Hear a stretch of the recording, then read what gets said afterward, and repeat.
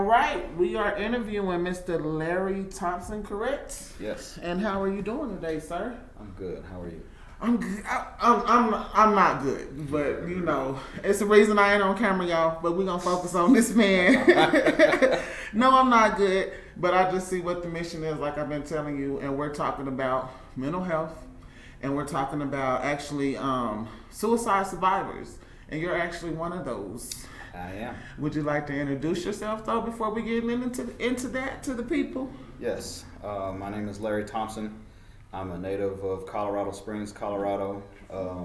Just a picture. My occupation currently is electrical work. I'm an electrician, and I'm also in the financial services industry.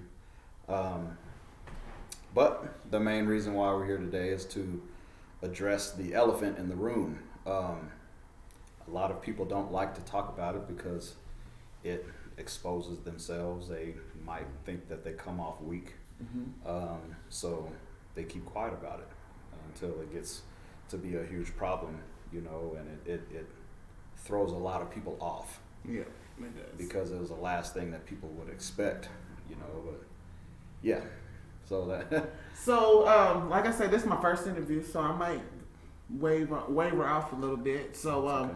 What kind of person were you before you decided to, you were going through those difficulties in life? Like, what did you really enjoy doing? How were you before that?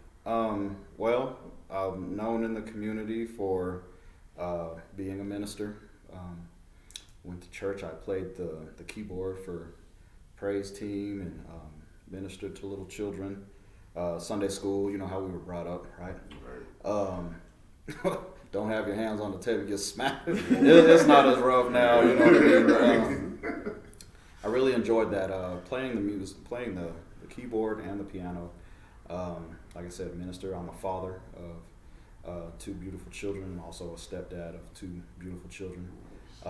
Been with my wife for going on, we're working on 18 years now. Oh, congratulations. So, we got to celebrate that. Yeah. Wait, let me do the math. 2005. No, yeah. No, 17, because we were together for 2 years before I popped that question. So still a long time. I'm proud of that. And so, worked hard, construction, and I took on financial services after the incident because of money. So that was was that one of the reasons that you might have been dealing with that, was financial things? Yes. So when you are somebody who clams up when it comes to dealing with issues head on, that was me. That was that person that you've heard of, you know, and a lot of people ask you that in interviews. Are you that kind of person that tackles issues head on? Because they don't want somebody that clams up like I did and closes up, keeps quiet. Yeah, I'm okay. That's me. Don't really want to talk about things that you're afraid of, you're scared of, or a little worried about. Forecasting the future. There's a story behind the finances with people I work with that was part of that, but I believe that if I would have talked about it, you know, things probably could have turned out different, but I didn't.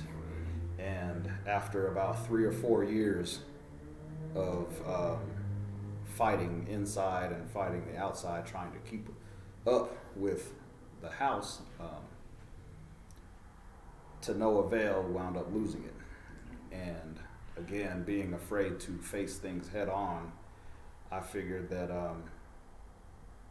ending it all and leaving an estate behind for the family was the answer.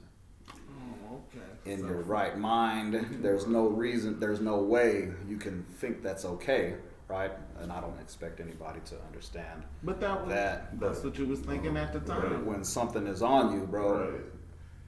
And so did you discuss those things with your wife, or was it more of, I didn't want to bring her into that?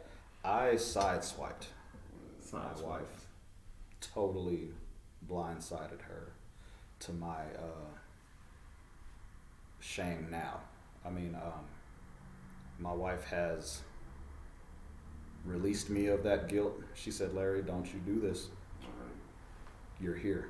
God said yes to you staying here. He said no to you leaving. I'm not going to be that person to be that treat you like a whipping post. I release you from that guilt as we, because we went to counseling afterwards. And, you said afterwards though, right? Yeah, but leading up to that day, August 6th, 2019. 2019. That was the day. That was the day. So do you, now that you're here, do you want to, like, I think right now you should share what you told me when you walked in the door, because if August 6th of 2019 would have fell through, you wouldn't have got to experience what today? Man, and so addressing the problem was, how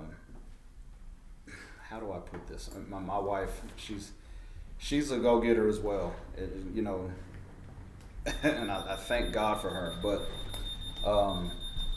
what happened was this: we had the opportunity to go house hunting. Okay. They didn't want him to get his story out. Devil is a lie. Go run and tell that. So I'll start over. Yep. Thank God for edit, right? Yeah. So this is what happened. Today I had the opportunity to go house hunting with my wife. She showed me this model home that was similar to the one that we had moved out of, right? Oh, thank you. It was amazing. I fell in love with the house, bro. I'm in the house, walking around crying because it was an upgrade. Same model, but an upgrade, like just a little better. Some things that you probably would have thought about doing to the house, you know, if you had the means to repair or upgrade, right? Anyway, we went and saw that house today, as opposed to a virtual experience online. I'm in there bawling like a baby, and it pushed me to say, you know what, it's not over. Get your stuff together, right? So that's the idea. By next year, we're gonna get it. Yes, we are going to get it, because you know what, God said, it ain't so. You're still here. Yeah. So guess what? I made a commitment also. I said I'm gonna do things different. You know. I'm going to make better choices in relationships. I'm going to make better choices with finances, and I'm going to show people that there's a way to go about handling your finances before you end up getting to that point. You have people who came out of jail talking about don't go back there, that place ain't for you, because I've been there, right? I'm not going to tell you what to do and what not to do with finances if I didn't hit rock bottom myself. Even if the world gives you a bad hand, you still got a hand. Right. It's about how you play it and what kind of attitude you take on. And I was an angry person. Not everybody knew it, but inside, it was all bad, bro. And it's toxic. And so were you one of those people, like most of us do, that walk around smiling, I'm okay, you know, cool, or were you one of those people? Yeah. You know what? There's no platform. There's no safe place for a man to say, well, this is what I'm thinking. My perception is reality right now. It could be different. But there's no platform for a man to feel vulnerable. Right. Why? You turn on the TV and we're already dummies. We're shallow-minded. We, you know, and then so, you know, you want to prove the world wrong by never letting them see you sweat. Right. Like y'all can't touch me. And I can't play it. It ain't soft. Right. I'm not soft. I'm not a deadbeat dad. So we hide the hurt and think we can handle it. That's a form of pride. Mm-hmm. What happens before pride? Fall. What happens after pride? The fall. And you know, I'm sitting here thinking I can handle it. I don't have to involve anybody, this, that, and the other. I didn't even let my wife in. We've been married all this time and we have a happy home. How could you do something like this, Larry? Part of being a man, knowing nobody and she problems on you and all that. She understands that it was a mistake, you know, and She's like, listen, it ain't over for us. You're still here. We got things to do, baby. Start over. Yep. And we're happy you're still here. Yeah. She's like, I don't know what I would do Right. without you. And like I said, I thank God for her. But she encouraged me today a lot before we got here. I saw that beautiful home, and it's within reach. Yeah. And the thing is that, you know, growing up as a believer, I learned recently, nothing falls in your lap. Right. We were given tools and resources to utilize here on earth. So the thing is that, yes, I'm a believer, but I still got to get out here and grind just like everybody else, because we're given the resource. I've given you everything unto life pertaining to life and godliness, right? I've given you all that, so utilize it. That's what I'm doing. If you got to get your credit right, get your credit right. If you got to get an emergency fund, get your emergency fund set up. It's time to start being some big boys about this. Protect your money right now with life insurance. You know, and that's not a plug. That's reality. That's reality. Yes. Because that's what led you to want to do that. Right. Because you wasn't properly, well, you weren't able to take care of your family. I had no idea what the rule of 72 was, like how it can help me out, because I thought it was for these guys. Right. Yeah. And, you know, that creates a spike, but it's like, you know what? The fundamentals and the principles up in Wall Street, they can work right down here off Bijou. Right. Yep. You just got to get with the right person, ask the right questions. You know what I mean? And if you ain't getting what you're looking for with that person, move on. Right. But if you find it, if you're looking for it, you'll find it. Right. So that's the thing. Huge. So as you look at your children, like, do you guys actually talk about that day, or do you and your wife elaborate on it sometimes, or do you even celebrate that day? Because I think, you know, for me, I don't remember the exact day, but I remember like the time, because my parents won't go deep into it with me. But that's something on mine about you. But do you think it's okay to celebrate that day that you didn't succeed in that? I didn't celebrate that day, and we never talked about celebrating that day, because I kind of believe it's like peeling a scab. Continuing to give thanks that it never happened, that's always great. And to remember, if you remember what things could have been like, it's a sobering type of, so something to think about, but I wouldn't, you know, celebrate it. I don't know if that makes sense. That kind of sound weird, because it even takes a minute for it. Did it take a minute for you to accept, or is it still kind of eerie to you when you hear suicide survivor? But at the end of the day, if a person is sick physically, you know what I'm saying, or they survive cancer, you know what I'm saying? Celebrating, right? Yeah, they're celebrating. And, you know, they survived sick. So why that. Can't we celebrate that we survived what tried to take us out? I see you that. know what I'm saying? So I think you should celebrate it next August 6th. Well, I'm happy to be here. And you know what? I am happy to be here. So, you know, I guess seeing it from that perspective, you know, I had to get over the guilt of, you know, some people who pulled this off didn't get that. Right. So what is it about me, God? You know what I mean? That guilt. Right. I'm like, man. But you know we what? don't look at it guilt. Let's look at it as a purpose. Because at the end of the day, you got purpose, and now you're moving with purpose, just like you said. Yeah, you know? there's still work to do, and I do believe, you know, from a physical standpoint, it'll never make sense. We'll always be like, "Wow, God, why?" Right. But you know what? That person who didn't make it, maybe it was that time. Right. Does that make sense? Yeah. And so, you know how God is. He don't have to tell you his whys. He ain't got to do nothing. You understand? Like, I know you ain't questioning me, son. Yeah, he ain't got to tell you. Look, please spare me of all the Job chapter 38 through 40, because he put Job in check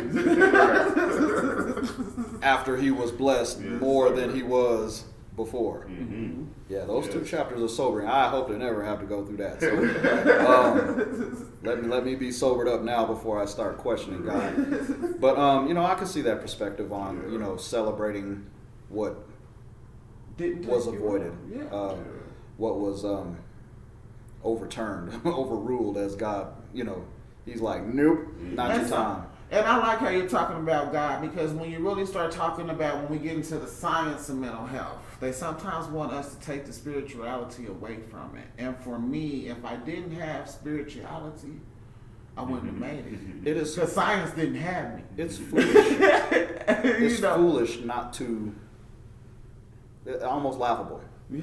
What would you be without a spirit? A bag of bones laying there dead. So there's got to be something. You know, what is it that makes you happy? It's a spirit of happiness. What is it that makes you scared? It's the spirit of fear. But for some reason, people want to dance around the fact that there is a spirit on you when you think that it's over for you. The spirit of death. That spirit that when you have no spirit of hope, you feel hopeless. There's nothing, there's no logic that can get you to say, you know what, maybe I should stick around for a while. You have no hope. And the thing is that we hide behind this facade and again don't want to face the elephant in the room saying, hey, I need help. Because we're afraid that the people who we're talking to or reaching out to might judge us. Shame on the family members and the neighbors and the friends on Facebook who judge. That's why we won't want to. That's why we don't want to come out and come clean, because we don't want to be exposed. Right. We don't want to feel exposed. But the thing is that, you know, if you want me to be the man I need to be, if you want me to be that role model in the community, then you're gonna have to accept my flaws as well to help me get better. You know. So when it comes to minorities, like you say, in the community, as you were growing up, were there resources for you? Like, did you know if there was anywhere to go, or would you, even if you did know, would you have went? Well, our mental health was the boys' club Tut unit off of Shelton Road, across the street from Carmel. That was the spot right there. Gosh, I think everybody I know just about who grew up here lived at the Boys and Girls Club. But as far as resources, you know, I didn't have issues then, you know what I mean? Grew up in a wonderful home. Shout outs to my mom and my dad. They busted their behind to make sure we had everything that we had, and we were also entertainers. Nothing but positivity. If Dad caught me with my pants sagging, he'd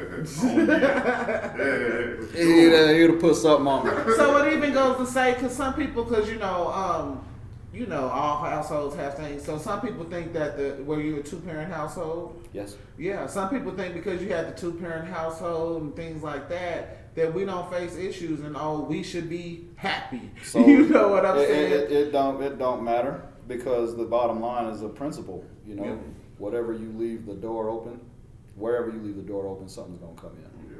You can have a happy home, and somebody leave that door open and some kind of spirit come in there and just take over your kids. You know what I mean? I bet you Hitler looked like a sweet child when he was born. Had no idea. Does that make sense? Yeah. You know, no shots. It's just, you know, the people who they are today. You have no idea how that person turns out. Right. They could have grew up, you know, in the suburb, happy, this, that, and other. You know,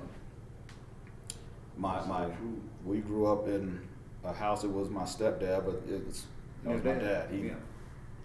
He was there. You know what I'm saying? And it's not shots towards my biological father. I loved him to pieces too. You know, it's just, you know, kids have kids and they don't stay together, you know, growing up. That, unfortunately, that happens, and that, you know. So rest in peace, Larry Francis. That's my biological father. He taught Tony Exum how to play the horn. Oh, that's what's up. Okay. So we met Mr. Exum. Yeah, man, that was a cold piece. And I remember Tony. I remember him, you know, making fun of the horn and playing around, messing around as a kid. And look where he at now. Yeah, you can't take the horn out of his hands now, boy. That's crazy. Can't eat or sleep without playing any notes for somebody, man. Just an anointed musician. But anyway, we grew up in a happy home. You just don't know how people are going to turn out, you know, and so you can't put people in that box. You know what I'm saying? So we're actually, I actually didn't know when you told me you were a suicide survivor that it was that, you know, recent. So, with us being here, what do you do now to try to avoid being back in that situation that you're in? Talking. Talking. You've got to let people know where you're at, because I don't know what you're going through. I don't know what you're going through. And you can't expect her to know. Right. And you can't expect her to know. You can't expect him to know, right? So my wife and I would call them weekly or monthly check-ins. Yeah. Hey, I'm checking in. You devote a time to say, hey, let's talk. Because, you know, the pillow talks at night, that ain't enough. Yeah. You tired, man. Come on, dog. I'm gonna go Yeah, sleep. whatever you say. Yep. All right. Yeah, what you You say. agree to everything. You know what I mean? So it's not enough. It's not devoted time to let somebody know where you're at, because you got to get up at 4 o'clock. Right. Come on, man. No. It's a set time to discipline yourself to that. And there's, you know, not just at home, but again, I would check in with friends.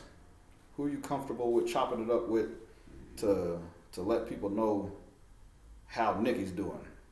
Not First Lady Productions, Nikki, right? That, you know, have a some kind of support systems where you can just continue to talk. If you clam up and you see somebody clamming up, that's probably a sign that they ain't okay. don't tackle them, Right. because you're pushing. Right. You know, I remember my wife asking me, "What's wrong? Why do you feel like you got to work all the time? This, that, and the other?" And I told her, "Hey, nothing." Not saying that she was pushing me away, but I know how that is. You it's like you're prying. And, you know, I'm thankful for this opportunity to talk, because, you know, I still have questions. How can we make this better for those who are listening? You And know, that's the mission we're on. how can we be the community to reach those who are afraid to come out with this? Right. So you can take that first step. Yeah, because listen, you know what? I don't know if you guys know the stats, but Colorado is up there. Oh yeah.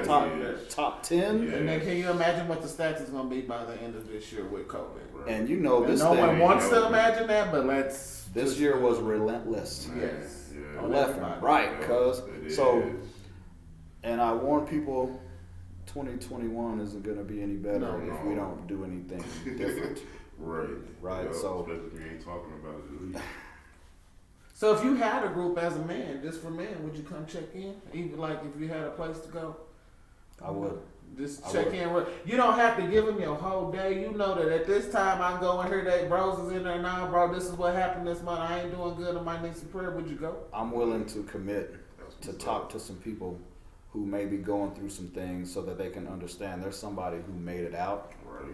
and understands. Picture Because me. man, you guys. That's why I'm a woman. I love being a woman, but I'm able to be that type of woman that can step out and just observe men sometimes and see what some women don't want to see. You guys have more of a load at times. Like women put a lot on y'all. Y'all responsible for the household. Y'all responsible for everybody else, and the last person that y'all worried about is yourselves. Man, it drives my wife bananas. What do you want for Christmas? I don't know. What? Oh, And it drives her bananas. But you know what? There has to be some self-care. Something we got to do something to charge our batteries, right? Hope again, and do things to spoil yourselves. But yeah, there is a load. But we have to address the elephant in the room. Right. Don't expect me to be a leader if my word is ridiculed. Right. If your word is law, don't expect them to give input Right. oh, yeah. because it don't matter. Yeah, it don't matter at all. We ain't got no laws. Now, this ain't shots towards you. Yeah, no, I guess But this is real life. How many people are living this? And it's like, you know what? If you want my opinion, go to ask my wife. Right. That's not cool, but it's a joke that everybody accepts, right? It's a socially accepted. If you want my opinion, ask my wife. Go ask the boss. Let me go check in with the manager. You know what I'm saying? And I've put this in I've officiated weddings. Mm-hmm. I said, listen, man, I'm gonna give you something free of charge. You will always have the last word, okay? Yes, dear. Do you understand it? And the whole audience is laughing, and and it's just a joke, but it's something that we've taken on. A happy spouse is a happy house, and it's like, you know what? Men can be happy too. But when we take this on, when we socially accept this, we inadvertently degrade ourselves, and now we're in a way ostracizing ourselves, and we're not being that leader of the community that we're supposed to be. Man, if the men would just be like, come to one vision, one goal, and that's not to duplicate the drama with the boys that are coming up, what kind of city this would be. But we all have our own ideas, our own goals, our own strategies, and that's why nothing is happening. Well, see, that's crazy you picked that up, because I see people talking about that, and this is completely off of mental health, but we're going to figure out where to feed it in somewhere, because you're talking about your city and your community. Why do you think it's really like that? Because, like, people really do. I see what you say. We're not being effective. You know what I'm saying? Because everybody, let's see how many people I can get to come to my event. How many people can I get to my event? Mm-hmm. Well, what happened if y'all all came together, just focus on one event? How many people can we affect? You know what I'm saying? Bro, it ain't about. So you're talking more about how the division and stuff. So sorry, I started thinking. I was like, no, I need to stay focused. You're good. I had to go. It's we okay. definitely going to edit that, but yeah, that spirit of competition, it's crucial. I hate that, because here's the thing. I messed around one time. I had an event set up and messed around and I scheduled it on a day that One Body was having their I think it was a Black History program. I was like, wow, might as well expect nobody. They're heavy hitters, and it's a beautiful foundation, a beautiful thing that they got going on. And I'm not in competition with them. You know what I mean? They know what I do, and they'll vouch for finances and stuff like that, and financial literacy, and it was just bad timing. So I believe that the heavy hitters, what we ought to do, yes, we all have different goals and different things going on, but if we had some kind of distribution system where we could talk amongst each other, we can do this and schedule a leaders meeting, executives, you know what I'm saying? You guys are heavy hitters as well, you know what I mean? Hey, this is what I got going on this, some kind of platform. Hey, I got this going on this day. I don't want to interfere with the crowd because, ain't but so many people out here. We're all friends and we all have Facebook accounts. I feel like we beat up the same people. There's something going on every single day. It's like, but see, for me, as I sit back and watch people, and I actually got this, and it was the perfect wording from Nas when he did an interview, and they had asked him about. They was like, it seems like when you're doing something, Jay-Z drops an album. And he was like, and I think that we should all take note. He was like, I just see it as we all vibrating on the same wavelength, like a higher wavelength. Yeah.